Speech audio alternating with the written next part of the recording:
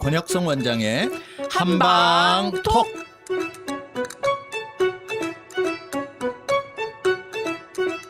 청취자 여러분 안녕하십니까? 권혁성입니다. 안녕하세요. 서유경입니다. 오늘의 주제는 미세먼지입니다.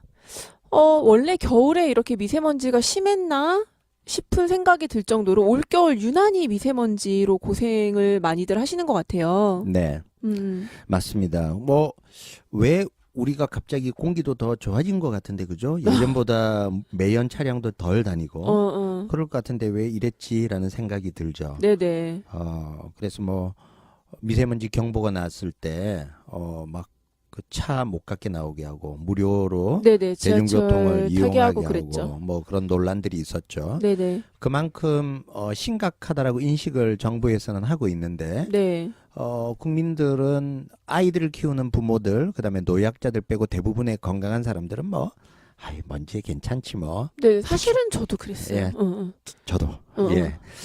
그런 사람인데 사실은 그렇지 않습니다. 그렇더라고요. 예, 경각심을 가져야 됩니다. 네네네. 얼마나 이게 무서운 건지 여러분도 들어보시면 깜짝 놀라실 거예요. 어쩌면 근데 저희보다 더 잘 알고 계실지도 모르겠어요. 선생님이랑 저는 약간 무뎠었는데. 네네 맞습니다. 아무튼. 뭐부터 시작할까요, 선생님? 네. 통계 자료를 보니까 미세먼지가 왜 심각하냐. 첫 번째로 2015년에 한국에서만 미세먼지로 2만 명 정도가 조기 사망했다. 그러니까 이제 빨리 죽게 되는 거죠. 질병에 의해서. 그러니까 막 젊은 사람들이 미세먼지로 죽고 막 이런 건 아니고. 그렇죠. 조기 사망이 그 정도다라는 네. 거고요. 우리나라가 이 시대로 가면 OECD에서 평가하기로는 WHO에서 평가하기로는 한국은 네. 2060년이 되면 네네. 우리나라에서 매년 5만 4천 명 정도가 조기 사망할 정도로 미세먼지 때문에요. 네, 지금보다 한 3배 정도나 늘어날 거다. 왜냐하면 그때 되면 우리가 생각할 땐 경제적으로 훨씬 더 잘 살게 되고 그쵸? 더 환경도 좋아질 텐데 왜 그럴까라고 생각했는데 OECD 통계를 보니까 우리 한국은 35개국 회원 중에 압도적인 1위를 차지하고 있어요. 그래서 이제 우리 한국이 어느 정도나 심하게 미세농도에 노출이 돼 있냐면 네. OECD 평균이 14.5 마이크로그램인데 네네. 우리 한국은 이거보다도 훨씬 많은 32 마이크로그램의 미세먼지에 노출돼 있어요. 배가 넘네요. 배가 넘는. 그래서 한국이 빨리 OECD 국가 WHO 입장에서는 국민 건강을 위해서 이거를 빨리 개선하지 않으면 문제가 될 거다. 네네. 그래서 사실은 어느 정도의 문제가 되냐면 5만 4천 명이라는 지금 현재 한 2만 명 정도 조기 사망하고 이것 때문에 생기는 질환으로 인해서 우리 GDP의 1% 정도 되는 네. 그 1조 원 이상이 되는 돈이 이 미세먼지 때문에 지출이 되고 있다. 그렇다면 우리가 매년 1조 원을 들여서 환경 개선을 하는 게 훨씬 더 미래를 위한 누적되니까요. 그렇죠. 예. 투자할 만한 가치가 있는 거다라고 생각을 해서 하루빨리 환경 개선에 다 같이 노력을 해야 되지 않을까 생각이 듭니다.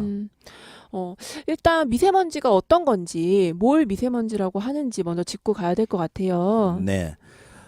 미세먼지는 이제 크게 초미세먼지와 미세먼지, 극초미세먼지 이렇게 네네. 나누는데 미세먼지는 그냥 일반적인 먼지 말고 미세먼지는 우리가 10마이크로메타 이하인 대기오염 물질, 그러니까 분진을 미세먼지라고 불러요. 그러면 10마이크로메타 이게 뭔지 좀 헷갈리잖아요, 그죠? 네네. 쉽게 이야기하면 10마이크로메타라는 거는 우리 1m의 1000분의 1을 이야기하고 1mm의 1000분의 1 크기를 이야기하거든요. 그래도 감이 안 와요. 그래서 이제 머리카락 하나 굵기가 네네. 우리가 50에서 70 마이크로메타인데 미세먼지가 10 마이크로 이하를 우리가 미세먼지라고 하니까 머리카락이 한 7분의 1 정도 되죠. 5분의 1에서 7분의 1. 네. 네네. 그래서 이게 이제 바닥에 싹 쌓이면 평소에는 잘 안 보이지만 바닥에 싹 쌓이면은 짠짠하게 보이는 정도이죠. 그런데 초미세먼지는 네. 2.5 마이크로메타예요. 그러니까 이제 미세먼지보다도 한 4배, 5배 정도 더 작은 양이라서 이거는 눈으로 잘 보이지 않을 정도의 네네. 아주 작은 게 초미세먼지다. 이렇게 보시면 됩니다. 어떻게 이렇게 작은 먼지들이 갑자기 이렇게 많이 우리나라를 뒤덮었을까요? 네. 이제 사람들이 헷갈려 하는 게 이제 황사하고 헷갈려요. 그렇죠, 그렇죠. 예. 황사는 이제 바람을 타고 이제 흙먼지에 의해서 그 먼지가 봄에 이제 중국이랑 날아오죠. 몽골에서 날라오는. 네. 그런 흙먼지죠. 그런데 이제 이런 흙먼지는 입자가 좀 크단 말이죠. 네. 그런데 미세먼지가 위험한 거는 이런 흙먼지가 아니고 10마이크로 정도부터는 꽃가루나 이런 뭐 토양이나 이런 화산재 이런 거보다 네네. 오히려 자동차, 그다음에 가정에서 연소되는 가스, 그다음에 뭐 바퀴에서도 나오고요. 그런 산업 폐기물 또는 우리 석탄 뭐 이런 발전소 이런 데서 나오는 오염 물질이 이제 분진으로 떠돌아다니기 때문에 화학 물질이 심각한 거예요. 아, 방금 꽃가루 말씀하셨는데, 네. 그 말이 맞나 보다. 지인이 이제 제주도에 내려갔는데, 거기가 서울보다 공기가 좋을 거라고 생각하는데, 네. 미세먼지가 심해서 창문을 열고 살 수가 없대요. 그래서 그래요? 제주도가 무슨 미세먼지가 심해요? 이렇게 물어보니까 꽃가루가 그렇게 심하다고. 아, 그 네네. 귤농사 이런 것들을 많이 네네. 지으니까. 네네. 근데 그래서 그걸 미세먼지라고 하나 했더니 미세먼지로 분류가 되네요. 네네. 음. 그래서 이제 그런 이 미세먼지도 이제 독하지만 사실은 우리한테 더 위험한 거는 초미세먼지예요. 지금 네네. 이제 문제가 되는 것들은 훨씬 더 초미세먼지고요. 음. 미세먼지를 최근 WHO에서는 2013년부터 발암물질, 1군 발암물질로 분류를 했어요. 그래서 심각한 거죠. 여기에 네네. 많이 노출이 되면 암이 생길 수 있다라고 본 거죠. 그 이유가 초미세먼지 같은 경우에는 휘발성되는 어떤 유기화합물이 질소, 황산, 암모니아 이런 것들하고 결합을 해서 네. 독극물로 변화가 되는 거죠. 이런 것들이 입자가 작다 보니까 피부에 침착이 돼서 네네. 피부로 스며들기도 하고요. 너무 작으니까 모공 안으로 들어가겠어요, 진짜. 그러진 않나? 네. 그다음에 화학 반응을 일으키는 거죠. 그리고 호흡으로 들어가서 폐포까지 깊숙이 들어갈 수 있는 밀입자라서 폐포까지 들어가면 아까 기침할 때 잠깐 이야기를 하셨지만 네네. 선모가 없는 폐포까지 바로 들어가서 거기에 침착돼 있으면 이게 잘 제거가 안 돼요. 자정하는 능력이 쉽지 않기 때문에 심각한 질병을 일으킬 수가 있습니다. 그래서 초미세먼지가 굉장히 중요합니다. 그 우리의 뭐 코털이나 이런 것들은 전혀 거를 수가 없는 거예요? 네. 우리 이제 재밌는 게 인체가 네네. 이제 폐는 어떻게 돼 있냐면 처음에 우리 호흡하잖아요. 그래서 네네. 입으로 호흡하지 말고 코로 호흡하라 그러잖아요. 저도 이제 코털이 많아서 한 번씩 깎아요. 그런데 코털을 많이 깎은 날은 훨씬 더 이게 잘 못 그러는 것 같은 느낌이 들어요. 코로 바로 이렇게 숨을 쉬니까. 근데 코털이 이제 먼지를 걸러줘요. 네네. 그런데 이제 그다음 들어가서 입으로 들어가면 기관지로 넘어가죠. 네. 기관지로 넘어가면 기관지 그다음에 세기관지에는 섬모들이 있어서 점막도 있고요.